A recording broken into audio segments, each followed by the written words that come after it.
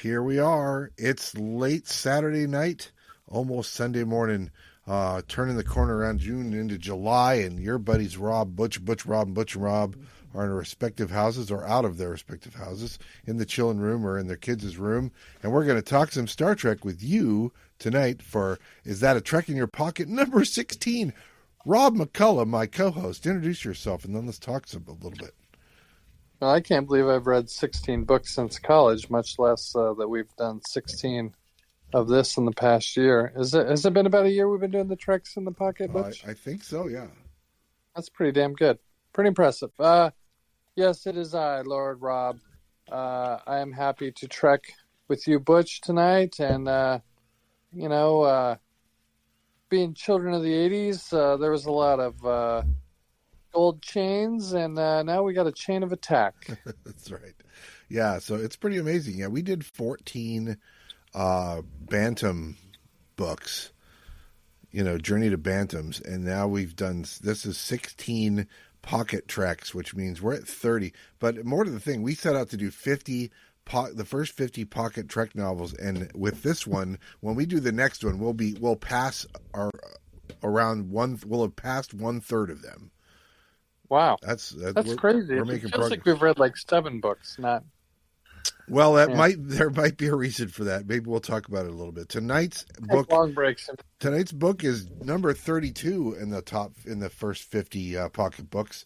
Chain of Attack by Gene DeWeese. It was published February 1987. It's 251 pages long. Rob, did you know that this book is the second of a trilogy? I did not know that. Yeah. And Butch, did you know? I know you do because I told you, but did you know there was a shitty YouTube fan film about this? I knew there was a fan film. I did not watch it, so I cannot speak to the quality of it. But there's fan films and then there's fan films, right? Exactly. So, so this novel apparently is a sequel to a novel by a different author, The Abode of Life. Number 6 was Lee Corey, 1982. May 1982. This one is a sequel to that, and then Gene DeWeese himself wrote the sequel to this one, which we will get to at some point, because it is number 43, The Final Nexus. Oh, I remember the cover of that book. I don't remember. And they apparently all 3 have to do with those portal things that we're going to talk about in this novel. So that's the gist of it. And then, of course, we're not going to get to this unless we expand our list, because Gene DeWeese also wrote one other Star Trek novel, Renegade, which is 1991. It was number 55. So we would have to expand out of the top 50 to get there. Who knows? We'll see what we get around to. I'm sure by popular demand, at some point, some single fan, speaking of singularities, some fan will come across our podcast and demand more content. If there's a channel on our podcast that's going to take the world by storm, it is the Trek Novel Podcast, my friend. I feel like the boxing one could take off, but they're all the possibility. That's right. We got a lot. There are no good boxing podcasts, from what I can tell. We got a lot of irons in the fire, ladies and gentlemen, is what we're saying. So there's hope springs eternal. Yeah. So this book, by the way, is number 32 on the pocket books list, but it is also the first novel published in the UK under the Titan Books logo, which was Star Trek novels as well. This was the first one of those, even though it's number 32 pocket books here, it's number 1 in the UK. So they started off with a bang, question mark, I guess. Did you remember this book at all, Butch? I did not. Yeah, it's interesting because I had vague recollections of what it was, and those vague recollections were sort of met early on in this. So the idea is Gene DeWeese. We lost him in 2012. He was born 1934, died 2012. Did he die, or did he just get transported across the galaxy? We don't. That's a good question. Maybe we just never heard about him again. Don't walk too close to those portals. Or next thing you know, you could find yourself on the other side. That's right. So the mission in this one, if I'm not mistaken, is the ship is assigned to map some gravitational anomalies in the Sagittarius arm out near the Shapley Center, if you know what I'm saying. I don't know if that's an actual thing or not.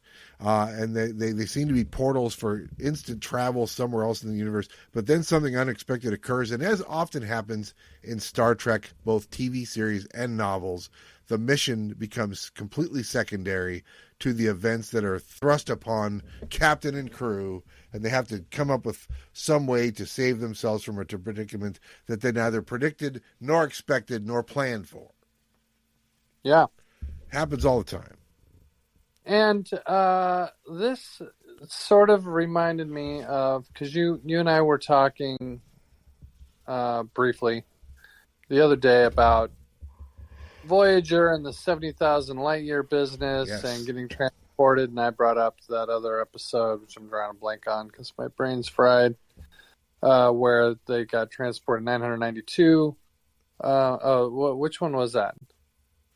Which episode? I am free auto. That which survives. That's right. Yes, exactly. That which survives, right? And we were arguing about how big. And then I just watched some episode of TOS the other day, and Spock said something about we're on a planet millions of light years, or I'm from a planet millions of light years from here, or something. I'm like, are they going to figure this out?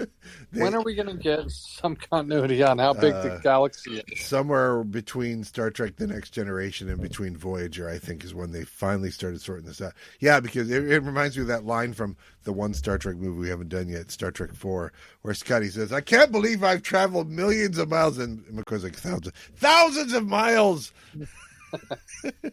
So that feels like a shout out to that.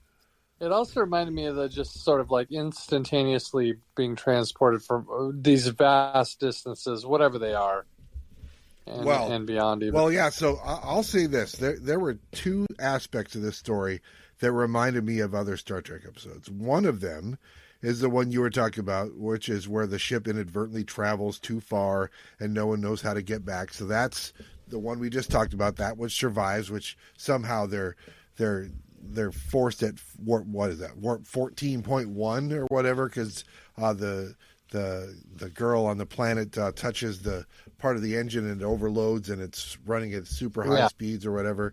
So they have to get back and stuff like that. And then there was also Is There in Truth No Beauty, remember, where they end up on the other side of the galactic barrier again, and for some reason this time, unlike the first two times, they can't navigate back.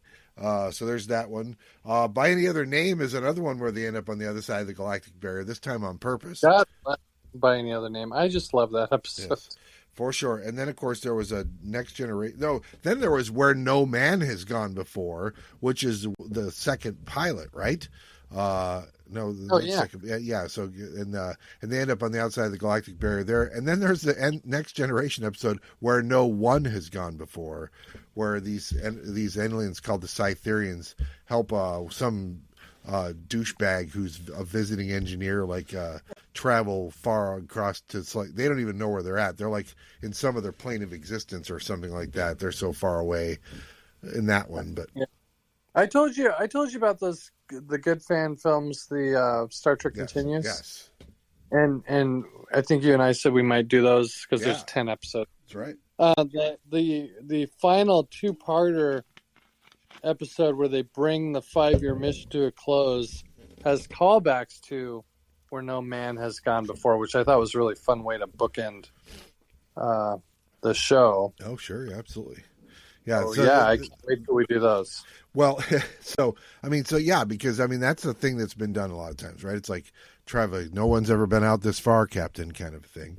But the other thing that obviously it reminds you of is all those episodes where they find themselves in the middle of a war that's been going on forever, and they're dragged into it, whether they want to be dragged into it or not. Where do we see that? Like, let that be your last battlefield where Bailey and Lokai are fighting a battle, and they're the only two people surviving. Straight out of hell, I saw it. Yeah. And then, of course, the one it really felt like to me was A Taste of Armageddon. This one did, right? I thought it reminded me of the Doomsday.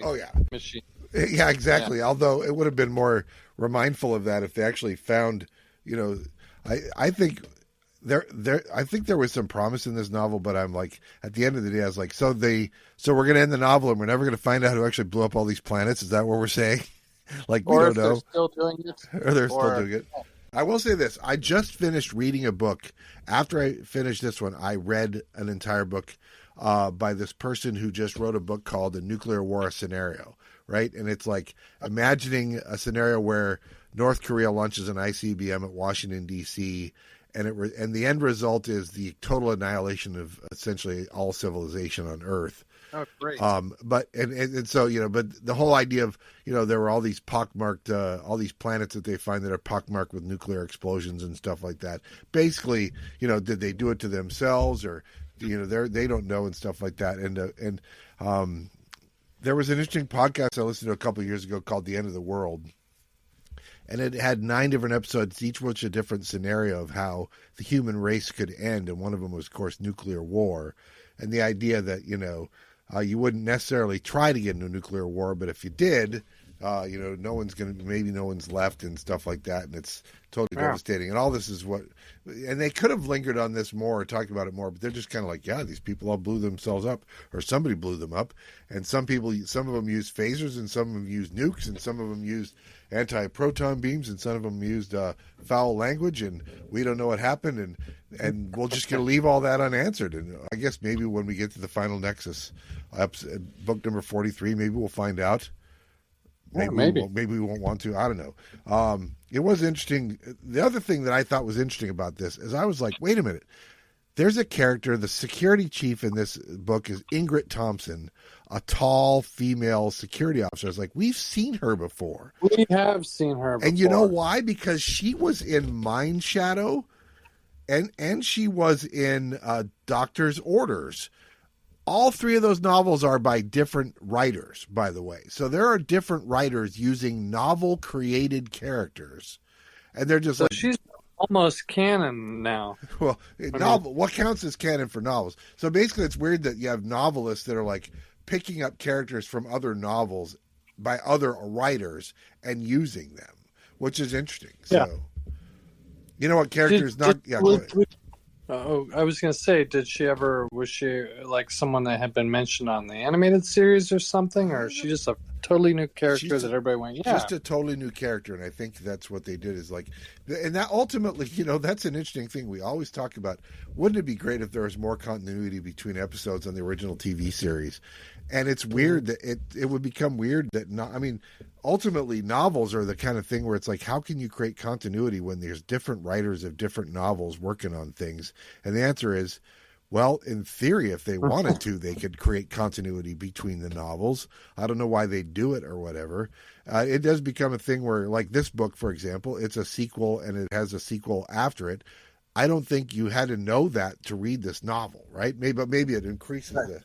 Well, and you bring up an interesting point, because it sort of answers why we didn't have maybe as much continuity as we might like in the original series. It was the same thing. You had different writers writing different episodes at different times in different order. Yep. And by the time they started to get actually down to brass tacks and say, why don't we throw in some continuity? I still remember the last episode, right? Turnabout Intruder. There's like all these references in Turnabout Intruder to past episodes. So finally, you're going to pull your shit together and put some continuity in here, and it's over. That's great. So you're saying you could have done it all along, but you waited till the end. It's like, oh no, wait, we're going to do this. Yeah, it's fine. Yeah, but but it's just that's just not what television was back then, of course, right? No. So it's like, we're going. Star Trek. Really, it's been said a billion times, and it'll be said a billion more times. Star Trek was such a groundbreaking show. Yeah. They really were going where no man had gone before. Well, if we can talk about where no man's gone before, can we talk about the elephant in the room that is Dr. Jason Crandall? Are you saying that there's a special guest aboard the Enterprise? So listen, we've on the original series, we've had ambassadors, we've had admirals, we've had commissioners, Commodores. Rarely, and I'm just going to say it, all of them, many of them were bad. None of them were this guy. This guy is the worst of all of them. He's the guy. He would lose every if you were voting for worst guy ever to board the Enterprise. He's got to be right up there. I know Khan was looking at him going, "Do you have a problem, guy? I mean, what is your beef?" He's not only dastardly, but he's just supremely unlikable. Like some of the people, you grudgingly even appreciate what a douche they are. It's like, wow, Spotify, that guy's ahead of his time, or whatever. He's got his golf clubs on the bridge. But this guy, man, there's nothing redeeming about this guy. And why Kirk didn't shoot him out of a airlock by page 25 is beyond me. He is just like... Yeah, I do think it's interesting. He was so bad, Butch. I'm sorry. He's so bad that even when he sort of, spoiler, I guess, redeems himself a little, I didn't even give a shit, and I didn't want to give him any credit. I'm like, that's not enough. That's not good enough. Yeah, I usually in my notes, I have a page of notes at the start and that I kind of put some categories down. I put the mission and I put the villains, and the villains in this, they're setting the villains up in this to be the destroyers of the people who, whatever race or whatever that was blowing up all these planets. But we don't ever see them. But even if we did see them, and even if they fought them, I still think the villain of this is Dr. Jason Crandall. Yeah, this reminds me of Sylvia, the infamous podcast episode that we did on Sylvia, the infamous Little House on the Prairie, where you're like, gee, the rapist isn't even the worst guy in this episode. It's really amazing. Yeah, it's pretty brutal. Ostensibly they fight against some Hoshins and some Zetors, and the Hoshins are at least stocky little bald humanoids, and the Zetors are the bird kind of humanoids and stuff like that. But but then they make up with them, and then they get backstabbed by them, and then they make up with them again. And there's a lot going on, and a lot of mysteries. And sometimes I think if you can make those things work, where they introduce something and don't answer it, and you're at the end, you're like, I wonder what happened to that. I think that's interesting. And then there's the times where you're like, why did they just drop this and not give me any actual answer for these questions? I'm kind of torn, because I did think there was a lot of interesting stuff in this book. Yeah. And what we like about the novels basically is they're like episodes of the show. Oh, yeah, for sure. But I also was like, they just sort of abandoned that, or they just forgot about that, or they just dropped that, which, we usually pick up on and don't like as much. So this was kind of I don't want to say it's a mixed bag. I thought it was pretty good. I enjoyed the book. Yeah. I thought most of I'll say one thing about the pocket novels that Bantam could not say, which is at least the characters seem in character. Oh yeah. I think that's fair. We get most of the characters doing the things that they do. Spock's not having orgies with the other officers. That's exactly right. And they do things that would not really be feasible on screen sometimes, and that's cool. So that's fun. And again, callbacks to other types of episodes that we've seen. Two different ones, like the both transported a long ways away and the stuck in the middle of a war that's been going on since before we were around, and how are we going to put an end to this kind of thing? It all feels very Star Trek. I will definitely give it that. But there's we'll talk about it more. I think as I was reading it and getting near the end of it, I think at first I was thinking, well, this is going to be pretty high on the list, and then it ended up not being very high on the list. And most of it is because I think of how some of that stuff just got set aside and things like that, and how they kind of, at some point, they're like, okay, then we're just going to, remember chapter 13? Well, it's chapter 16, and we're going to do the same thing this time, except it's the bird people instead of the stocky people and stuff like that. Remember when Crandall almost submarine Captain Kirkwood, chapter 12? We're going to do that again in chapter 18, and all this stuff. So there's a little bit of that, but I think I'll get there. So, all right, if you're do you think it was a case where he's like, sweet, I've got my 210 pages, and they're like, so do you have that 250 pages you promised us? And he was like, oh no, yeah. Oh no, we got to do this again. I'm imagining Forrest Gump describing this novel. Then Captain Kirk found the aliens again, and he stopped their laser beams again. They were different aliens this time, but you never know what you're going to get. So it's and again, I think they have an in-universe reason for it, right? It's like they're all living under the same kind of strictures, and so all the alien races are kind of doing the same thing. Well, we have no choice but to act like this, because if we don't, they're going to find our homeworld and they're going to blow it up, just like all the other homeworlds, kind of thing. Yeah, I mean, there's probably a message in there about how, you know, people are out fighting without always knowing the original reason, or even if it's accurate or what. I'm sure it's in there. Yeah. I don't. But Well, I'm not sure. And then we're going to meet a boy and a girl on the center of some planet near some power source, and I was like, all right, did we get a name? I don't remember getting a name for these people. Are these the people that were the bad guys? Are they just another survivor of it? I really don't know. So yeah, I got to that point where I was like, what exactly are these two people at this planetoid doing and stuff like that? Did they provide answers to this? Did they not provide answers to this? I don't know. But we'll get there.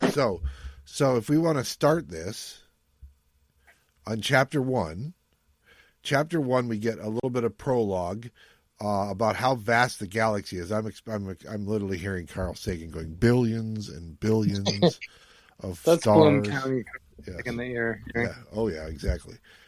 And then, of course, like any good novel starts, Bones and Spock are jabbing at each other, but that gets interrupted by gravitational disruptions. They're out there studying these anomalies, these gravitational anomalies in the Shapley Center. And I'm like, paging Jane Russell. Shapley Center. I don't know what the hell that's. I got it. Yeah, I don't know what that's supposed to be. And I'm like, okay, so these things are like wormholes. Okay, that's right. It's like you're looking in this thing, and you send a probe in the thing, and now it pops out like 5 parsecs away. What year was this book? Do you remember? Oh, this book came out in February of '87. So this is right before Next Generation debuts. It's after we had. After we had Star Trek 4 in the theaters a few months before, right? That was November of '86. 86. So not too long before that. So nobody knows about if the anomalies are natural or man-made, but that's okay because they got a guy on the ship who's there to help them, and he's Dr. Jason Crandall.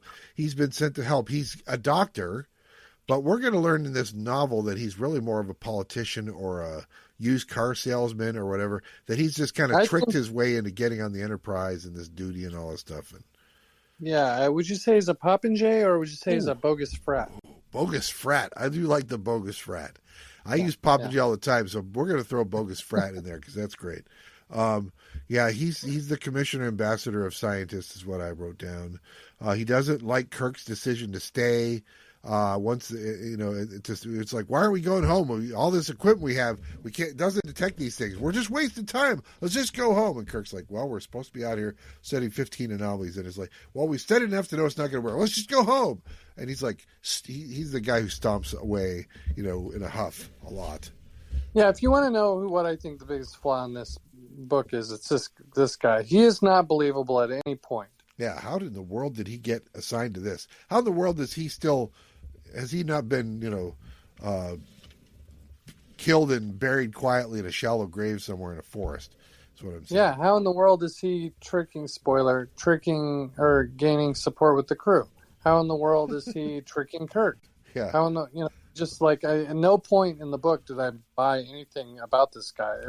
If they would have just left him out of it, I think the book would have been served well. Yeah, I agree. If they'd have left all of his stuff out and then put in some more details about who these destroyers were, maybe that and you could have people on the crew arguing and making some of his points, like, "Hey, I don't think we should be doing that," or whatever. That I wish, Monday morning quarterback. I don't like this asshole. Monday morning quarterback. Well, at the end of chapter 1, they accidentally seem to have slipped through a portal. Because all of a sudden the stars look different, and they're not sure why they look different, but they know they're not where they were near the Shapley Center before. But they don't know where they are when chapter 1 ends. So that's always an interesting thing. There's your sting before the opening credits, because if we're treating this like an episode, they're gone. Gone. Yeah, that's straight out of the Immunity Syndrome, exactly. Yeah. That's a good sting. I'll say that. So when chapter 2 starts, Crandall is just like, well, Tom need to know where we are, and he's like, well, give us a minute to figure it. I need to know right now. He's like, all right, just go to your quarters. You're out of here. Your bridge privileges have been rescinded. Get out of my face. Let my people do their work. which is a very Kirk thing to do. And it's great because you always like to see the ambassador / commodore / admiral / commissioner stomp off the stage into the elevator. And If I might cross over a bit here, Butch. oh, sure. With yesterday being the 27th anniversary of the bite fight, Yes. I'm picturing Kirk, Mills Lane as Captain Kirk, going, "Do not do that again, or you're gone." And he tossed him. He eventually disqualified him back to his quarters. And Crandall says, "I didn't bite him," and he's like, "Bullshit." Yeah, it's all right there. It's. I think I actually wrote that down in my notes somewhere. Yeah, that's exactly right. Mills Lane. I mean, Kirk says bullshit. Yeah. So all this happens. So, and, are you picturing Bobby Chaz as? I wasn't until now. Now I can't not picture that. It's like, Captain Kirk. Everybody's got a phaser with somebody with your name on it. And, clunk. Boy, we're crossing over hard now. Yes. What about one more? We could. Who do you like less, Ches or Steve Albert? I'm definitely. Maybe Crandall needs to put something on his gloves. I can definitely deal with Albert better than Ches. It's whatever. Ches is just like inherently and always wrong. It's like the king of bad timing. But we're off topic. All right, so it turns out that they think maybe there are as many as 5,000 parsecs away. We still don't know what a parsec is, other than the Millennium Falcon can do the Kessel Run in less than 12 of them. But it turns out they're much, much farther away than that. They think they're probably in a different galaxy altogether, because the black hole at the center of the galaxy they're in is smaller than the one in the center of the Milky Way galaxy. So it would be crazy to just be like, we were going along and now we're not even in our own galaxy. And I would have liked if they explored a little bit more of the crew freaking out about that a little bit. Oh yeah, they mention it a little bit, and we get one person who goes to visit Dr. Crandall and talks about how she's scared or whatever, and she's a newbie and stuff. But that we don't get enough. So because that would have, I mean, people would be freaking their ass out, right? We do get to see one guy freak out a lot, and that's Dr. Crandall, and that's just not helping. So yeah. The problem is that not only are they transported a long ways away, we're like, well, why don't we just go back the way we came? And they're like, well, we can't find it. And I was like, well, that's right out of all our yesterdays, right? It's like, I know that I came through that brick wall over there, and now I can't find the hole in the brick wall to go back. Somebody on the other side yelling, I'll follow your voice, or something like that. So they have so then they have a discussion about the possible nature of the portals. And, okay, if somebody built them, why would they make them hard to find? It feels like if you're building portals to go into the places, you would want to know where they're at. And they're like, well, maybe that's exactly why they don't, because they don't want other people to find them accidentally or whatever. So There's a little bit of that. It didn't take place in a briefing room, but it felt like a conversation that might take place in a briefing room. So that was fun. Yeah. I always like a briefing room discussion. And then there's even I like this. McCoy makes a reference to infernal combustion engines and basically cars and stuff like that. Yeah, it used to be poisonous, dangerous. Like you would die if one was running and you were in an enclosed space with it. It's like, oh yeah, that's right. I was like, I believe it was called a flivver, Captain. Yes, something like that. And so then they're like, well, I guess we better go tell Dr. Crandall what's going on. So they go, and Crandall's like, I'm very sorry. I was not well behaved, and I should have been better, and I promise I'll be better. And they're like, well, actually, we're in another galaxy. Like, what the frick are you talking? And he just immediately goes off again. He's like, yeah, I'll kill you, and I'll kill you. I'll kill all of you, and then I'll kill myself, or maybe I'll kill myself, and then I'll kill all of you. Die, all of you. Yeah, that's basically it. Yeah, it's like now I can't picture anybody but the guy who played that guy, the piglet guy. So it's fine. I just don't know. So it doesn't end well. He does not take the news well, and so they go back to the bridge, and there's some sort of a derelict spacecraft that's floating. It's like tumbling in space, and it's not very powerful. It seems like it might be booby trapped. And they realize that it was powerful enough in theory to, if it overloads, to have destroyed the Enterprise and stuff like that. So they know that the ship was not nearly strong enough in combat to fight them. But when it self-destructed, a self-destructing ship could could be damaging to them, and they're a long ways from a starbase or from a space dock, so they better not take a chance of getting hurt by something like that. So Yep. Yeah. So now we're back in Crandall's quarters. Sigh. I said that Crandall's alone, and he's a loner, and his inner monologue shows that he's basically a sociopath / politician. And he immediately starts plotting against Kirk. He suspects all this might be a hoax. That they're not actually in another galaxy, but they're just doing it. And he even his internal monologues are not believable. Yeah, basically he feels like he's alone on a ship full of enemies, is what it is. It's like, yeah, and that's true. It's like he does feel like, but you listen to his interior dialogue, he feels like, how would somebody like this function in society? In today's society, let alone that society where they expect most people don't have mental illnesses, except in very rare cases and stuff. Well, and to be at least moderately successful in his career. Yeah. It's just crazy. He doesn't feel like a character who's believable in how did he get in this position with this personality type and these personality traits and stuff like that. But we're going to try not to get too dragged down by it. It's not going to work, but we're going to try. It's definitely the wart on the beauty queen's nose of this book. Exactly. Yeah. So they look, so anyway, they're like, okay, well, we better take some surveys of the space around here. And they find out that this is a much more densely packed part of space than they're used to. There's a lot of stars, and there's a lot of planets around those stars. And so they start kind of looking around, and maybe, and I did like one thing, and I didn't realize it when I was reading it, but I realized it when I was taking notes the second time when I'm going through stuff, is that they're wondering, is the portals the reason that there's so many stars? Is it maybe taking stellar material out of our galaxy and putting it into this one, and that's why there's so much there? They didn't really develop that, but they make it sound like there's way more planets here in any given amount of space than there are in most places in our galaxy. Yeah, I thought that was interesting. And I also thought, I know we're about to get to it, but I thought it was interesting how completely over devastated the planets they were finding were. I mean, it had my interest. Yeah. Because, we're about to see the first one. At the end of chapter 3, they find a planet. It was destroyed centuries ago by a thermonuclear holocaust. And I wrote, just like Charon, right? So from that, let that be your last battlefield, right? They get to a planet, and it was destroyed. I think Charon, those people have been traveling around for like 5,000 years or 50,000 years, and let that be your last battlefield.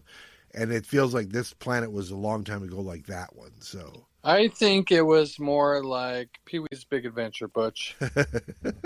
First we kill him, then we hang him, then we shoot him, then we stab him, whatever that was, I say we let him go.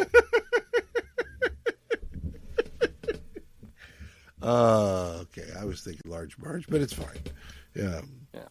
All right, so Chapter 4, they find more systems, more booby traps, basically it's the same story, all dead. Well, and the point is, they really it's like overkill. Yeah. It's like, not only are we laying waste to these planets, we're making sure that they will never, ever, ever, ever, ever again be habitable to any form of life. They're just radiation dumps. Yeah. It was crazy. We really don't ever get the explanation of why this is. Well, or if we did, I never saw it either, but I will say this. I guess in some ways, the not answering the question of how did this all get started isn't in itself a thing that, well, that's the thing. Like every other conflict, we've been fighting for so long and nobody even knows why, right? And nobody has an answer why. And I suppose there's a philosophical point to be made there. I don't think the author made that point successfully, is what it is. A little bit, it's like that. It's like we'll get to the Rocky IV ending here in a little while, but and I think you're right. And we've talked about this before. I don't think you always need to give the answer and wrap it up in a real tidy way at the end, but. No. But yes, some of it. It's like, well, you did raise the issue. Are you going to address it at all, even if not to answer it, but just to kind of it's never mentioned philosophical again. about it. Yeah, exactly. A little bit. So Speculate, do something. they do find one planet that seems to have a subterranean power source on it. That's right out of what Spock's brain, right? Exactly, kind of thing. And so they find one planet. They don't really explain what it is. They find that there's the signs of a power source and maybe an organic computer down there or something like that. But I think they're going to file that away for later, is what they're going to end up doing. But they don't spend too much time on it. And then while all this is happening, they spot an intruder vessel coming in. It has warp capacity, but not much. We'll see later that they do a good job, the author does, about explaining why the Enterprise is a more powerful ship, because these guys have invented warp drive, but they don't have dilithium crystals. The dilithium crystals is what lets you get warp drive past like warp 2.5, right? Yeah, I thought that was interesting. I liked it. I thought he did a good job of explaining it too. And I think that's good because so they have warp drive, but they don't have dilithium in this galaxy, or maybe they haven't discovered it or whatever. So that means that if that's true, then the Enterprise is going to have an advantage over every ship here, because they just can't get the same kind of power output that the Enterprise can generate. Yeah. Although, they're a ship of one, the Enterprise is, so that could be a problem. So I will say this, that ship is very unfriendly, right? Shoot first and just keep shooting. And as soon as you realize shooting isn't going to answer, then you try to blow yourself up and take the Enterprise with it. And they're not messing around. And they do manage to put a stop to that. They also get some weird transmissions that they intercept. They don't know who they were sending them to or whatever, or what they were. They don't know the language yet. And they do. The other thing this book does okay is it's a pretty detailed look at how you would universal translate people, an alien race that you have no context for and stuff like that. We just need to get them to talk, and the computer will figure it out. So I like that. I wish they would have actually done that in one of the Star Trek episodes. Well, what's the closest we ever get to that, right? The only episode I think that they ever talk about the universal translator in the original series is Metamorphosis, right? With the alien, with the companion on the planet or whatever. They use the little lightsaber looking thing that's their universal translator to talk to that. But we don't get much of an explanation there, and they never did do one, other than to say, well, that's how you probably been wondering how we talk to all these alien species. Well, that's how we do it. We just don't show it to you every episode. But at least it was nice to know. So this is picking that up and running with it, and that's another thing that a novel can do. Although we did get a lot of that, even in like Doctor's Orders, we got a lot of the universal translator nonsense. I think this one did it in a more kind of methodological way or whatever. But this novel came first. Frankly, it's something that should be done more in books. Than it would kind of bog down an episode if you did too much, detail on it. But a novel is the perfect vehicle for, doing a deeper dive in some of this stuff. Absolutely, because it's like, you can just kind of like go on and on about it. Extended periods of exposition in a novel work just fine, right? Because the nature of reading versus the nature of watching. So either way, they figure that they could be a threat because they're trying that auto-destruct thing. The Enterprise warps out of the way of danger, and as a result, the ship stops its auto-destruct, or at least postpones it, right? They're like, it didn't stop it. They could keep going. They don't think it was a bluff. That's when they realize that dilithium is their advantage, and so they're not going anywhere fast. Then Crandall, we go back to Crandall, and he's in his quarters plotting against Captain Kirk when he gets a knock on the door. And it's one of these ensigns, a brand new crew member, Ensign Davis. And she's like, you're with the Federation Council, and I know that you're really important, and I'm just really scared. And he's like, well, maybe this is Crandall thinking to himself. He's like reassuring her, and he seems like he can lay it on to this girl or whatever. At least he thinks he's laying it on to this girl. He's like, this is her guileless face, is what as I'm explaining all this stuff, and he's basically trying to form a fifth column right here. Yeah. We're still in chapter freaking 5, and he's already trying to overtake the ship. And crazy. To what purpose? What's he get? I just didn't. Yeah, I'm not buying it for a second. Yeah, I mean, I will say this: we know that if somebody has a plan to take over the ship, they're probably going to succeed at some point. Well, it should have been done by page 6. Yeah. I don't even know. The guy's proven how inept he is. Yep. So then some time we get the sense some time has passed, and now the captain is called to the bridge, and that there's the enemy vessel. There's 5 more enemy vessels coming, and it's Lieutenant Jameson at the science section. We learned that it's the 3rd shift on the bridge. So Jameson is at the science section. Lieutenant Granger is at the helm. Lieutenant Woida is the communications officer. Lieutenant Woida is our novel's obligatory huge alien crew member. There's always one. That's cool. Spock estimates that in numbers these ships actually could pose a danger, even if they're lasers. If you get 11 of them, they could possibly pose a danger.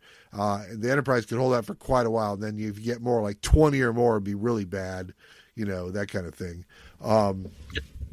But so they're kind of explaining just how much more powerful Enterprise is than these ships, basically. Well, and it's nice for once to see the Enterprise being treated with some respect. Usually it's getting slapped around. Oh, yeah. We're always coming across. You don't often come across. It does happen, but you don't often see the Enterprise come across less advanced, less of a threat ships. It's always these new, oh my God, That's right. Well, that's always the thing. You want to have the scary thing to encounter and stuff, and these things aren't particularly scary. But that being said, then another ship arrives. So there's 6 of one and 1 of another now. And they immediately start attacking each other. And so then an argument steps out. It's like, well, we should be defending the ones that that attacked us first or whatever. And it gets more so a little bit later. It's like, well, how do we know which side we should be on? We don't know these people and stuff like that. So they do manage to, after the battle's over, they detect survivors on some of the ships. So they swoop over and beam out some survivors. Spock recommends extreme caution, and so they do this whole thing where they beam them all and keep them in the pattern buffer and then bring one in at a time. And so they bring one of these aliens in, and he's a sturdy, bald, stalky, like Butchie. and so anyway, he doesn't seem to want to be captured, and at the last moment he grinds his teeth, and Spock's like, get out, everybody. He figures it out just in time. He figures it out just in time because when Chapter 7 starts, everybody makes it out except the last person, Lieutenant Garcia. She's a nurse. Her arm is still in the room and gets blasted because this alien self-destructs himself, basically, right? And they're like, wow, these guys are not just messing around. We haven't seen that since Dr. No. That's exactly right. So she's going to live, I guess I wrote Ensign Garcia, maybe it's Lieutenant Garcia. So they figured that we should treat them all like this. So what they do is they beam another one in, and then they stun him so that he's out. And then they examine him, and they find out that they've got this trigger in the teeth, and then they have explosives under their heart or whatever. So they disarm the explosives, or they don't disarm it, but they make it so that it can't be triggered even by a signal if something is sent. And then if you can grind your teeth all you want, it's not going to help. And then they wake that guy up, and he grinds the crap out of his teeth. Mm-hmm. He's like, he's nervous. He won't talk, and all he's doing, he's like, maybe if I push on the teeth, it'll work. Maybe if I punch myself in the face, it'll work. He is desperate to blow himself up. And we don't really know why yet, but I think the reason why they come up with it is that these guys are terrified of being captured, because if they're captured, they could give up the location of their homeworld, and if that happens, their homeworld's going to get destroyed. So their whole military is built around never, ever, ever get captured, no matter what. Which is interesting. That's interesting. Yeah. I mean, it is. Yeah. Yeah. So I thought that was interesting enough. But McCoy and Scott and security essentially figure out how to defuse it, and then they beam them all in, and now they have 3 of them there. They're all kind of the same species, this blocky, bald, stocky, muscular species or whatever. And they're like, well, maybe we'll figure out the universal translator. And then one of them, as they're kind of like trying to be nice to these guys, he looks like he's resigned or whatever to doing whatever. And then he just makes a break for it and grabs Kirk around the neck. And he just about has Kirk's neck broken, but he gets phasered by security. So security's doing its job. But he was taking an awful risk there. So That was Yeah, I don't know if I came away from this book thinking that Kirk was doing a hell of a job as captain. I was like, is this guy a putz or what? well, what he lacked in detail on his command structure, he made up with in PowerPoint presentations. Because we get a lot of PowerPoint presentations in this. That's great. Yes, we do. It's like a Yeah. multimedia showcase extraordinaire. So that's great. Yeah, so they put together a PowerPoint presentation that explains, yeah, we're from over here and we traveled a long ways to your galaxy and then we swoop by and then there's this little vacuum cleaner effect and we pulled you out of your ship and now you're on our ship and now you're floating around with our ship. And they're like, yeah, we don't care. So they take them on a tour of the Enterprise and they walk them around in manacles this time because you just tried to kill our captain. So we're not going to give you a chance this time again. It's like Lieutenant Ingrid Thompson, security chief, is like, yeah, it won't happen again, Captain. He won't get in headlock again, Captain. Well, I appreciate that. Thanks for your diligence on that.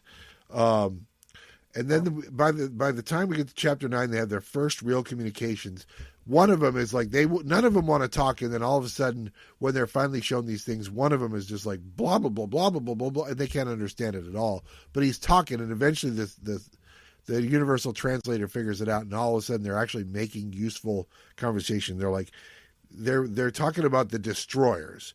The destroyers are the reason for all these devastated planets and stuff like that. Okay, but do you think it would have been more interesting though if and I don't know the answer to this, but it feels like I don't know, maybe the galaxy should be more dissimilar. It wouldn't have hurt. I mean, the closest they came to making it dissimilar is just more crowded, right? Which doesn't really. It's exactly the rules. Everything works the same. It's more crowded and no dilithium, but otherwise it's the same as our place, right? So yeah, I mean, even the same laws apply. Yeah. Physics or whatever. Yeah. The translator still works. I guess in some ways that makes sense. I mean, the thing we know about physics is that other galaxies, the rules should be the same, right?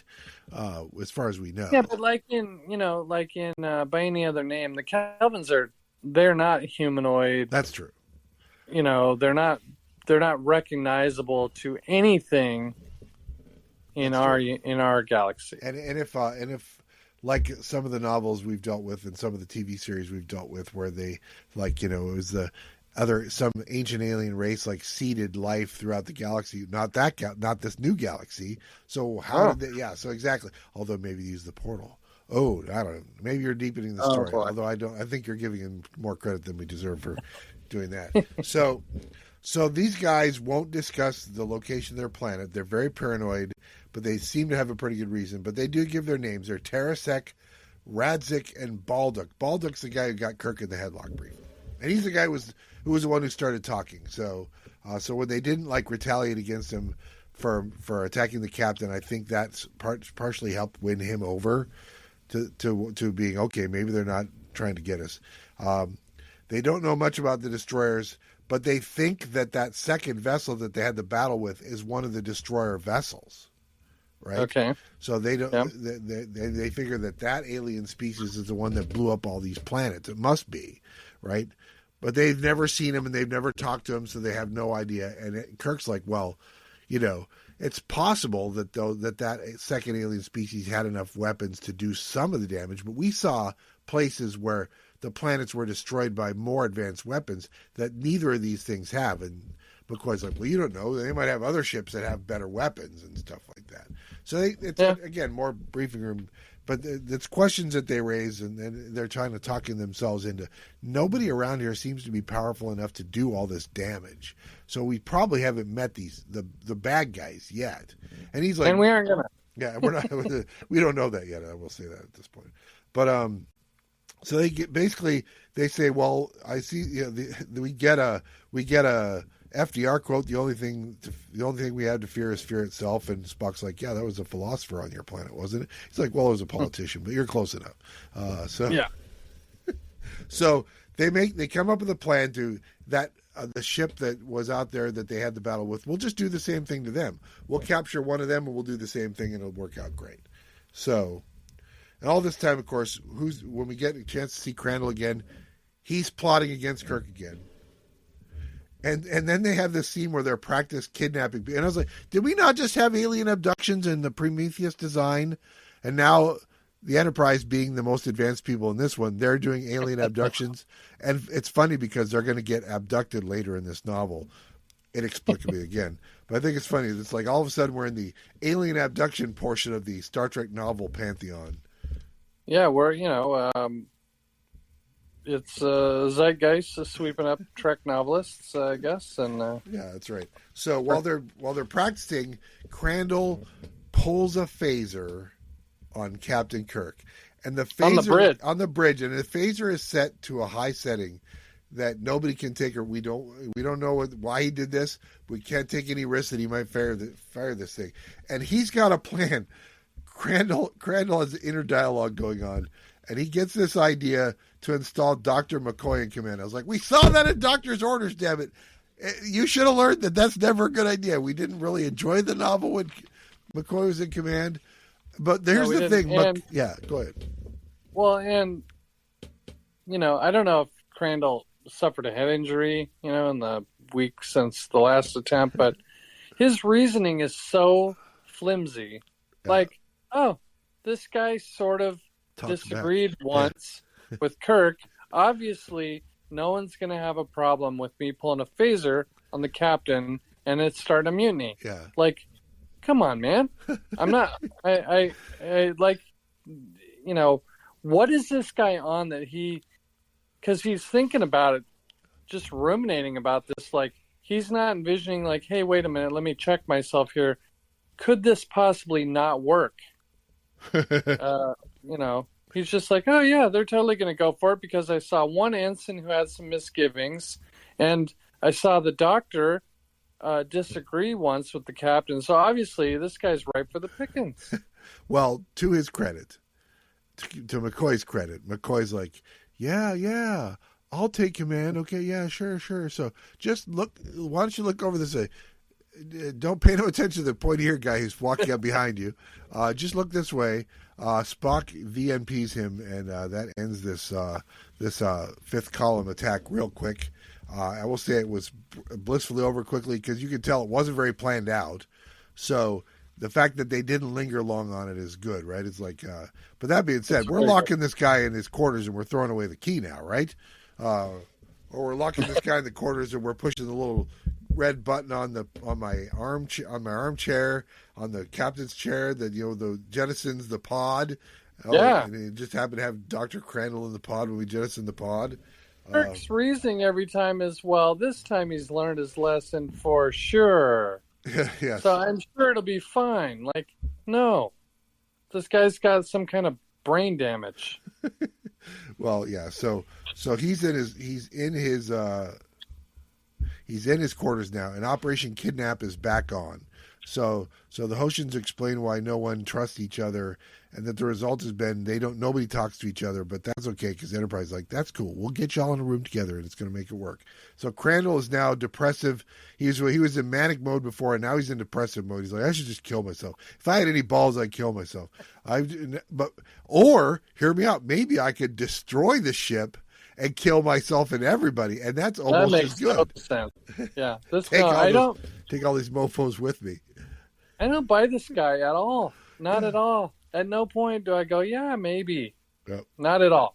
Even if he had taken over the ship, which is ludicrous, what would he have done? Yeah, I mean, pilot him. I think what he was thinking, and this is kind of from my recollection of it because I didn't take a lot of notes on it. His plan was like, we should have joined the Hoshians. And we'll be offered revered. to help them, and then we'll be revered, and it'll at least make us a threat or something like that. Again, not a good plan, and it's funny because that's kind of what they're doing anyway. So, but the plan is now back on to capture the other guys. So they execute the plan to capture the alien from the destroyer craft. It's the same rigmarole. They go through the same thing, self-destruct, beam him aboard, blah blah blah. He's kind of a humanoid that's like a bird humanoid. That's like feathers for hair and stuff like that. I liked him. I thought he was a cool, humanoid. humanoid. And he waste no time. I said he's a squawker because it's a bird. Get it? So he talks immediately, and they make contact, and he's like, he thinks he's Sound dead. like a canary. He's saying like a canary. I like that he's like, yeah, he thinks he's dead. He thinks he's in the afterlife. He's asking, was I a good boy? Did I go to heaven or did I go to hell? Basically, I thought that was interesting. That his experience is different and stuff like that. But ultimately, it's kind of similar. They show the same. They show a very similar PowerPoint presentation to him. It's like, okay, I'm imagining. All right, so now you'll see right here that you're being beamed out. Okay, next slide, please. Next slide, please, Ensign. Okay, I'm imagining this is how this goes or whatever. And he's like, basically he thinks the Hoshians are the world killers. And we know they're not, or maybe we don't know they're not. It's like they both think the other side is the ones that have done all this destruction. And he introduced himself. His name is Atragan, and his race, like the Hoshians, is trying to avoid becoming one of the slaughtered worlds. He calls all these places the slaughtered worlds. So basically, they have different terminology, but we're all talking about the same thing. Yeah. And so Kirk decides we need to get these guys together in a room together. That's what we need to do. And I was like, suffice to say, they don't trust each other at the start, but they do start talking, so that's good. And then they encounter some more Hoshians, and they make contact, using their communication device, and they ask the Hoshians on board, talk to them, but these guys are following their protocol. We don't talk or whatever. So it's like, well, listen, you can shoot at us all you want. We'll just sit here and let you take shots at us. And they're like, that's cool. So they seem to do that. And then they say, and then they eventually, once they make that demonstration, their commander over there, Herozak, agrees to talk to them, and they all plan to have a meetup of Zetor, that's the bird people, and the Hoshian, that's the Butchies, forces. And and then we'll offer them a firepower demonstration. Blah blah blah. They have this great plan, and all this time, I almost say this is another thing about this book. It's a very Kirk, Spock, McCoy centric book. We spend a lot of time with the three of them and with these aliens. Chekhov had a little thing to do. Sulu had a little thing to do. Uhura has very little to do. We get a mention of Chapel, but it's basically the big three. So it's a season 3 episode, really, kind of mostly is what it is. A little bit, if it's an episode, right? The others are there. Well, I would have much rather excised all the Crandall stuff, I mean all of it, and seen the Enterprise crew working together, more than just the big three, but working together to solve a seemingly insurmountable problem. Yeah, because we don't get a lot of that.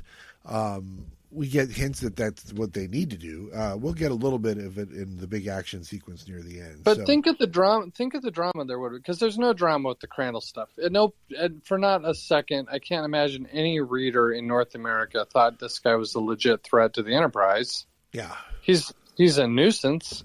Yeah, nuisance for sure. Holy cow! But think of the drama of the crew wondering, are we going to spend the rest of our lives in another galaxy? And the stress, and you're telling me to go to my shift, or you're asking me to work on a problem that I can't see a way out of. I mean, they could have had some stuff going on there. Yeah, that kind of angst about what are we going to do and how are we going to go. It's like, what's the point? Why should I obey your orders? We're not even in our galaxy and we're fucked. You know what I mean? Like something like that would have been more interesting to me. Or how can we band together? How can Kirk use his leadership instead of being a putz and just getting duped at every turn by everybody?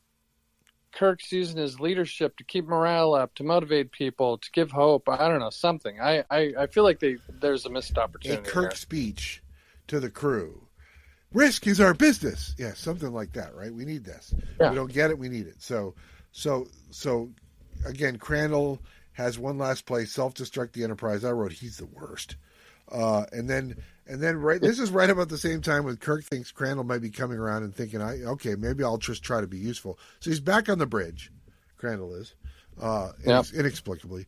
And then they have this plan. They're going to demonstrate, the Enterprise is going to demonstrate their resourcefulness and their power to say, this is why we think you guys should work together. So the Hoshians, send some ships. They send 27 ships, and you're like, we were doing the math earlier where it's like 20 is a problem. They got 27, and then the Zetors show up with 31. They're like, we are really in trouble. And they get introduced to the leaders of those two things, Endragon and Belzrahaz. Who's not worried? Kirk. Yes, Kirk's taking leave of his senses. I don't know what the hell he's doing. Well, he thinks that he's got all these people convinced that they're going to do this, and then right when they're about to do this demonstration, one of the enemy ships, one of the Hoshin ships, decides to power up its weapons and like shit, they're going to blow themselves up or shoot the weapons, and there's lots of them, and that's okay. We have a plan, yeah, but the plan doesn't go well. So last night I watched Friday's Child after Darlene fell asleep. Oh, very good. Which is McCoy. It's a fun, not great episode. I didn't realize Julie Newmar was 5'11". Did you know that? Yeah, she's tall. She still drinks water. And she's still alive. That I didn't know. She's 90, and she still looks, she looks like she's, 70, but she looks great for her. Yeah, well, that species was supposed to be very tall, so they cast a very tall actress, yes. And they did a hell of a job. So it's an episode that's it's got some fun stuff in it, but Kirk, here's my point, and I know I quite often don't have one.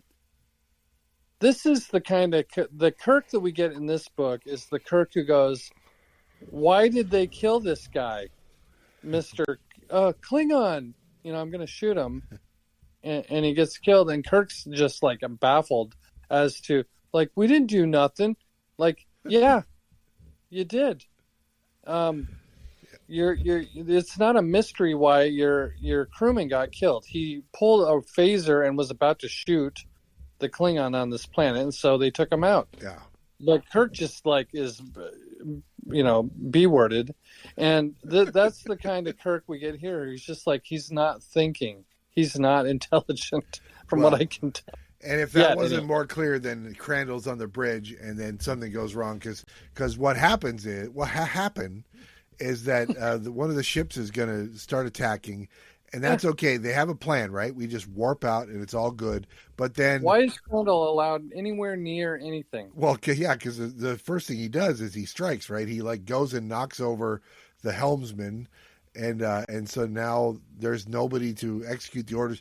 Spock seemed to have intuited that this could happen. So Spock has at least got Kirk's back. Spock does a vault. I gave the Russian judge gave him a 7.5, but I gave him a 9.0 on the vault. Yeah, it was politics. It was politics that resulted in 7.5. If anybody should be extra sensitive to the ship being taken over or sabotaged, it should be Kirk. Kirk should be getting written up once a week. Yeah, because it does not go well. Although so Spock saves their bacon because he turns on the deflectors, and the deflectors are able to block it. But because it hit right as the deflectors were coming out to power, the deflectors are damaged. The dilithium crystals are damaged. We've had damage to lithium crystals before, and there's nowhere to get more crystals. What did we learn from the classic episode Friday's Child? Fool me once, shame on you. Fool me twice, shame on me. Fool me 5 or 6 times, you're Dr. Crandall. I don't know what the hell Kirk is doing. You got to finish the quote. The quote. Fool me once, fool me twice. Won't get fooled again. So I'm hooing. That's right. That's exactly right. Very nice, but okay, so that's good. Yeah, are you gonna do the scream for me? Do the scream. No, it's too late. I do that scream. I wake up my wife. Wake up the neighbors. You can't turn a light on. I can't scream in my house. That's important. Yeah, fair enough. Yeah, I can't do a quiet version of it. So Sulu gets knocked out of the way. Spock snaps on the deflectors, but now they're damaged. And I wrote sauce for the Hoshin goose and the Zetor, nice. and the Zetor, who are already kind of geese. So that's fun. It's like, okay, I went a little. The nose were getting blurry at this point. Is what I'm saying. Sauce for the goose. The Hoshin goose. Wait, one. Geese did Karen give you the brandy? I mean, what are you nipping at the Saurian brandy a little bit there, Butch? A little Romulan ale? It's Valerian Fizz or whatever. What was that one? False's Folly or whatever. The one that McCoy says is legendary or that he makes or whatever. I don't know. It's Tranya. I hope you relish it as much as I. Yeah. All right, so they decide that they can get to the portal, but now the aliens have seemed to have banded together and aren't going to let them get away. Now, and we're not clear as to why this is. Do the aliens think they're the destroyers? Do the aliens want them to force them to go fight the destroyers? We're not sure. I thought they speculated that, or the some of their I don't know what you call their hostages, or the people they had abducted, the Enterprise, were saying, well, it must be you guys, which doesn't seem like it makes any sense, and it doesn't seem like they would trust each other enough to do this anyway. Yeah. After centuries of, killing themselves before they could even meet each other. I mean, now they're just like, oh yeah, we think it might be this big ship that's been treating us well. What do you think? Yeah, I agree. Okay, let's each bring in an armada. Yeah, so it's a little weird. So basically, their situation is that they are not at full power and they can't just run rings around these guys anymore without taking risks. And I like basically this was kind of the setup for Night of the Living Dead, right? Yeah, the Enterprise has, more firepower. Yes, these shambling corpse-like ships are coming after us, and we can we're faster, we're more nimble, we've got shotguns, whatever. But if you get enough of them, you're going to get, bit in the basement. Yeah, and there's nothing you can do about it. So they decide, because these aliens now seem intent, they know where they want to go to try to get back in the portal. So they're like, they're not going to let us go. So maybe let's go somewhere else. So they decide to revisit that planet with the underground power source. Maybe there's a control center down there or something like that. So they kind of make it their way to that planet, and then unexpectedly, Kirk gets abducted from the bridge of his own ship. And I was like, serves you right, pal. That's what you get for doing it to everybody else. Now it gets done to you. I thought that was at least somewhat of a fun thing. And pretty soon, the entire crew of the Enterprise seems to have been beamed down to this weird kind of holding cell. And what sound would that make? A wind sound, apparently. No, I think it's boing. Boing. Yeah, exactly. Yeah, that one. Yes. Well, that's fair because the force fields that are holding them back in this basement place that they find themselves in are wind, right? It's like they try to reach it. It's like they can't feel it, but it feels like wind resistance. That I like. I thought we were still talking about them getting transported. Yeah, that one. Yeah. So the idea of the sort of the they're in an area, basically I guess like an armory, an empty National Guard armory being held, pretty much, and they can see their stuff in a neighboring one, but in between is the vacuum of space or something like that. I like that. I thought that was interesting how it was described. Yeah. Did you ever read the Chronicles of Amber, Butch? I did not. That was a very interesting couple of books. And they sort of had a scene that this kind of reminded me of that. So I really like the idea of it's just pressing against you and it's getting harder and harder each step, and it was cool. I liked it. So yeah, because it was a different kind of a force field, right? It's there. They can't see it, they can't feel it, but they know it's there. So pretty soon fights are breaking out because a bunch of people are attacking Crandall because they figured out who the bad guy is in this whole thing. You got us into this, and so they're like, "Look, we're not going to do that here. We're not going to beat this guy up." Kirk should want to be at the front of the line of this, but he's like, I was picturing this scene in Airplane.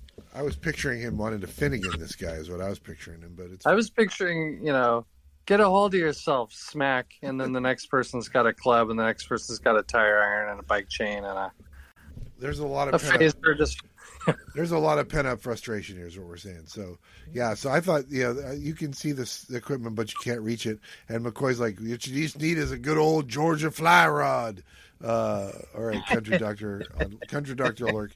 So while they're talking about that, Kirk gets beamed out, and that's the end of Chapter 17. And the start of Chapter 18 is Kirk being beamed into some sort of a control room. There's a male and female operator pair, and he hears the word Aragos. And he's like, Aragos, where have I heard that word before? We've never heard that word before. But we're going to hear something, legend says, Captain, that the Aragos was whatever. But it's funny. Like, I'm going to trust Spock in this book. He doesn't even know who, who was it? Who did the quote? It wasn't Roosevelt. Who? It was Roosevelt who did the only thing that had fear, yes. Yeah. He doesn't, we're used to Spock who can quote lines of dialogue from books from centuries past on another planet. He doesn't know who Roosevelt is, and now he's going to know what Aragos is. He's the one who corrected McCoy on who thought it was a Melville quote in Star Trek V that we just did. Yeah. So it's interesting because Kirk is like being shown these objects that are his, and he's like, what the hell are they doing? And then he figures out, holy shit. They're doing to me what I was doing to those other people. They're trying to get me to say the words so that they'll know what the thing is so they can translate what I'm saying, which is fun that it's an exact reversal of what they've been doing. It's like, oh, they're doing it to me now. Is this what it feels like when somebody does this to you? Because I'm not liking this at all. And then and then they beam him back, and then they beam out a couple others. They beam out McCoy and Scotty. And while they beam out McCoy and Scotty, he's talking to Spock. He says, I heard about Aragos. And Spock's like, oh, yeah, that's right. Aragos, that ancient civilization that seemingly disappeared and nobody knew what happened to it, kind of a thing. Whatever. We've heard that a lot in the original series where they're like somebody from legend. We're going to learn that it was because it was 5,000 years ago, right? And so and it is, and I will say, it does make you go, oh, that's interesting. So they went through one of these portals 5,000 years ago and vanished off the face of whatever. That's fun. I mean, it's I don't know, but it is weird. So they come up with a plan. Okay, Spock, when you go, you got to come up with a way to do the thing. He's like, I'll figure out a way to do the thing, Captain. And then he goes over, and they beam him over, and then they beam Crandall over with him. You're like, oh, why? This is not going to go well. So it's funny because they're over there and they're getting the language lessons, and Spock's like, yes, it's a camcorder, and Crandall's like, yeah, they use it to like take your picture when you're not looking because they're assholes. And then Spock's like, yeah, that's a communicator. Yeah, they use that to tell everybody how dumb you are. He's like totally trying to sabotage it. Natch, I wrote. But Spock does kind of. We haven't had a natch in a while. That's right, exactly. Well done. I've been keeping it for a special occasion. So Spock does kind of create or. Oh, I've been saving you. I'm buying the other name again. By other naming, it's right. It's like a 28-year-old bottle of Scotch. Natch. 28-year-old bottle of Natch. That's right. That's hilarious. So either Spock creates a mental link or he detects a mental link, and he ends up being in contact simultaneously with hundreds of different races that have all been through this or something like that. It's a cacophony, basically. And it also brings in Crandall, though, and Spock figures out when they're beaming him back out how to manipulate the guy who's manipulating the transporter controls so that they don't beam him into the same place, but they beam him near the same place. Because his whole goal is to get to their equipment or whatever, right?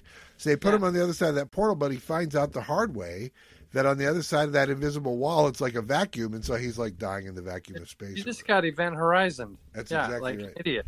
Yeah, no, it sucks. It didn't sound pleasant. Yes. It is a space vacuum. I mean, he took a chance and he's losing.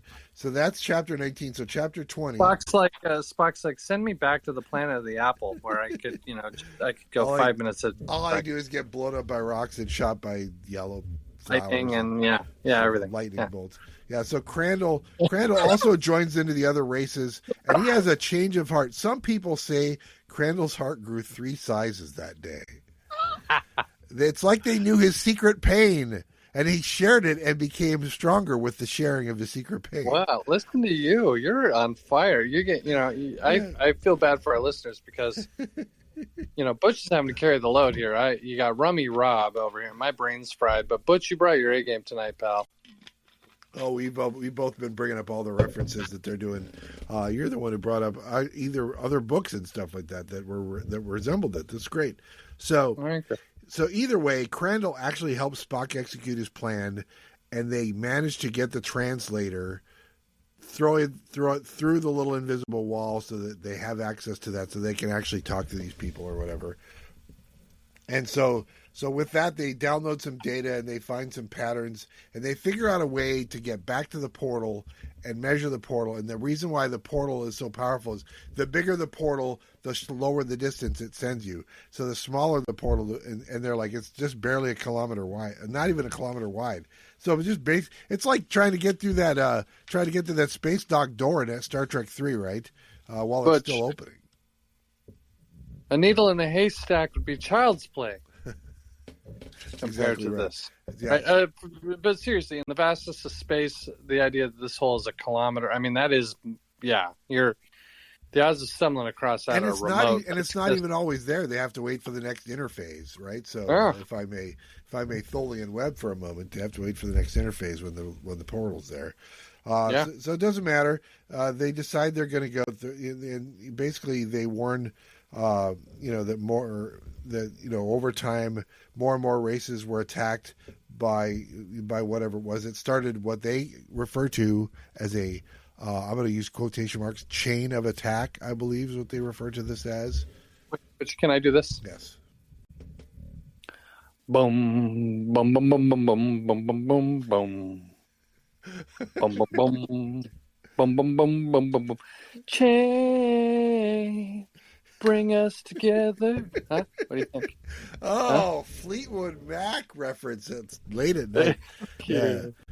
You're What do you think of that? listening to KBJZ. We're spinning all the platters for you tonight. I got this next one up. Coming up next, The Chain by Mick Fleetwood and his boys and girls. Then we're going to do an hour of Pink Floyd. Make Jay's head explode. Yeah, that's exactly right. So, I haven't done a baseline on our Star Trek podcast, so that was fun.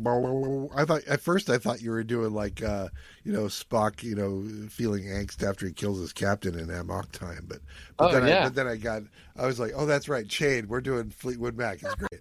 So I just got baseline. I wasn't. Yeah. Also, I'm not sure I did it well. Bo. See, that's the one from Amok Time. So you did it correctly. I was just listening for it, and then I got something else, and I wasn't ready for it. So they realized that they're from the Sagittarius Arm, the Shapley Center, or they were 5,000 years ago. The girl's name is Sakita. I don't know. I was picturing her with mostly like underwear made out of flame or something like that. No, wait, that was the last Star Trek novel. They really don't do a lot with the girl and the guy on the planet. I will say this. Basically they've never, when they got here, they found nothing but dead worlds, and they've been here 5,000 years. So they just found a place to hole up and they hunkered down, basically. And I'm not sure. I bought Scotty being in a transporter beam for 100 years or whatever. In the Next Generation, but I don't know if I'm buying 5,000 years. Well, they just that's still working. Yeah. I suppose there's two of them there to repair it all, so you never know. Also, are these the same people? I guess they are the same people that survive this way. It doesn't matter. Yeah, they've been in basically stasis or whatever for just like the Enterprise crew was, not too worried about. Finding out that they were in another galaxy. These people seem to be okay with you've been asleep for 5,000 years. This isn't Steven Seagal for 7 years waking up with Kelly LeBrock. This is 5,000 years. Everything you knew is long gone. Well, I will say at the very least, they're like, hey, when you go back, just see if anybody remembers us or anything like that. If you come back someday, tell us what the old place is like, if you would. That'd be great. You know what I think they're doing? They're going, shit, I hope I remember the routing number of my bank account because of the interest. I had a little thing going. I had $15 on horse number 7 in the 8th race at Pimlico, and I think that came through for me. And by now, it's gonna be great. So so this is where I don't remember. I think the book is talking about it, but I know I'm like emphasizing it. So were there ever actually destroyers at all? Are there just not? They were, but now there aren't anymore. Are they still out there? Why could it's like they don't answer any of these questions. It's like, and maybe that's what they were going for. The idea is, well, it's been so long, nobody knows why we're still fighting. But they should have ruminated on that a little more if that's what they were saying. Because it just feels like they just abandoned the whole think about the destroyers. Even something like, at least there's no evidence of this happening for the last 500 years. So maybe the threat, I don't know. Yeah. It did whatever was doing this go through a thing and might be in our galaxy now? Maybe that would be interesting. Yeah, that would be interesting. Maybe maybe it was the Doomsday Machine. Yeah, maybe. I guess I could use a cigar, It's coming right at us, right out of hell. Yeah, I'm sorry, you already did that. So long and the short, you have always done a masterful Decker. They say there's no hell, Jim. There is. It's all in the tongue. It's all in the tongue. I remember in 8th and 9th grade we were doing Decker. When Not did you anymore. Did you move there in 9th grade? Yeah, it was 9th grade. I mean, I think more than any other character in Star Trek, the one we have quoted and mimicked and mimed or whatever is impersonated is Decker. Your imitation of Commodore Decker is pure, absolutely pure. It's true. All right, so long and the short of it, one Hoshin ship takes a shot. The Enterprise manages to survive it. I know that. Disables it. They beam the aliens back off to their own ships. Kirk says that Crandall's experience has really changed him. He's a quick learner. I'm sure he's going to be a valuable member of the crew when we get to our next novel by this guy. And then they promise to come back someday and go back through and then they go back through the portal and they go home. And that's it. It's a very abrupt ending to this novel. We still also don't know how to detect them. We don't know if we're going to Yeah, well, we told her we're coming back, but that doesn't, what is she going to do? Come find us if we lied? We lied to her, so what? So she's not going to know. Yeah, so anyway, I thought that novel had some promise, but I really didn't think at the end of the day that it was successful at what it was doing. There was some interesting stuff in there, but I found interesting stuff in all the novels that we've done, right? It's just kind of how successful they are doing what they're doing. Kirk was way too willing to let bygones be bygones with Crandall. Crandall was the worst. There's too many times Kirk's like not acting like Kirk should act, and stuff like that, and the mystery that never gets solved, to me, kind of dragged this down a little bit on my list. So, yeah, I enjoyed reading it. I had fun. Yeah, I thought there was some interesting ideas, particularly early in the novel. But yeah, it's one of those. It's a season 3 sort of missed opportunity. It's not terrible. No, I haven't really thought any of them are truly terrible. None of these. Half of those Bantam books are worse than everything we've read on this list so far. Agreed. Yeah, so. And it was fun. It was pretty breezy. It wasn't like a slog. True. I thought the author did a good job describing stuff and explaining some stuff, and there was a lot I liked about it.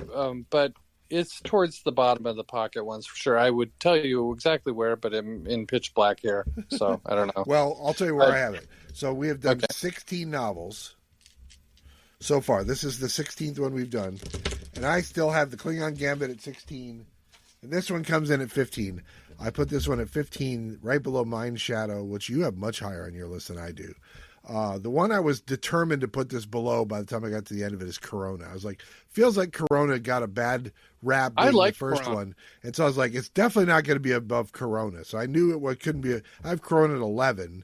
I like Corona. I do too. I think Corona is the one where I really like all the book. I like, everything about the book starting with 11 and up. Right? And the other ones are kind of flawed, but still have good stuff in them. I don't think any of them are truly Corona, bad. There's a cute chick on the cover of Corona, too. I always like that. That's right, exactly. That's like the 15-year-old Patrick liked some fictional girls and stuff like that. So I have it at 15 out of 16. My top 4 are still all the Romulan books, My Enemy, My Allies #1, Romulan Ways 2, Web of the Romulans 3, Killing Time, the time travel Romulan one is 4. Yeah, so I mean, I don't know what's knocking the Romulans off of the top of my list is what I'm saying. They're dominating the top of my list. We just didn't get enough of them in the regular series, and so I'm relishing them in the books. Yeah, we didn't get enough of them in the original series, and then we got a lot of them in the Next Generation, but they were different, and I didn't like them as much or find them as interesting. They were just sort of like stupidly dressed, shoulder padded baddies. Yeah, and they didn't seem to have the complexity that they had in the original series. Yeah, or they if they did, it's markedly different, is what. Well, think of the Romulan adversaries in the original series. You had, Spock's dad. Spoiler in Balance of Terror. You had the very interesting Romulan commander in the Enterprise incident. They weren't just like these. This is the villain. Hate them. Like I thought they were a lot more, or they weren't super devious. Like I felt like they were portrayed in the Next Generation. So I wish we would have. I feel like the Romulans have sort of been relegated to a distant second in Star Trek lore for the original series, but they were great antagonists in the original series. I was just reading about how several of the movies ended up having non-Romulan bad guys that were supposed to be Romulan bad guys. Like Star Trek 3 was going to have Romulan bad guys, and they went with Klingons instead, and all that kind of thing. So it feels like there were lots of missed opportunities where they're just like, well, we know the Klingons, everybody likes the Klingons, we'll just keep using the Klingons. I was like, and then we'll keep using the same ship too. Yeah, why mix it up? Yeah, exactly. So then when they finally give us what we want in Star Trek Nemesis, I was like, that's the sad thing. It's fine. All right, so listen, it's time for us to roll another book. How about that? All right. Ready for the dice roll here? I'm ready, Daddy. Here we go. We're gonna roll this. Okay, so we're gonna get it's the 20s, 23. The next book is 23. That is Ishmael at 23. I remember reading that, and I think I liked it. So that's all I remember about it. I remember Spock's on the cover in civilian clothing. Yeah. So how's that for having a whip crack memory of books from 40 years ago? That's right.